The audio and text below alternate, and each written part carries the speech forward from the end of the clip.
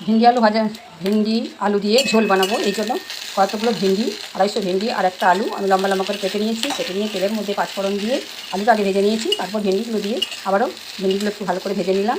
এবার একটা মশলা দেব লবণ, দেব হলুদ, 4টে কাঁচা লঙ্কা চেরা, আর দিচ্ছি একটা টমেটো লম্বা করে কেটে নিয়েছি। সব কিছু দেওয়ার পরে আবার একটু ভেজে নিচ্ছি।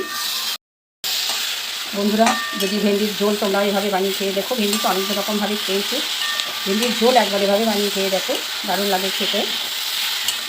বানানো খুবই সহজ।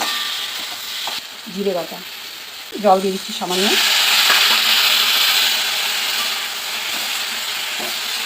বাস, এখানে আর কিছু দেবো না। জিরে বাটা দেওয়ার পরে আবার একটু ভালোভাবে কষিয়ে নিচ্ছি, কাঁচা গন্ধ যাওয়া পর্যন্ত একটু কষিয়ে নেব। দেখো কষানো হয়ে গেছে, এবার জল দেব। জল দিয়ে দিচ্ছি 1 মগের মতো, ছোটো 1 মগ। এবার একটা ঢাকা দিয়ে দেব। এবার দেখে নেব আলুগুলো একটু সেদ্ধ হয়েছে কিনা। আলুগুলো খুব সুন্দর সেদ্ধ হয়ে গেছে, রান্নাটা হয়ে গেছে।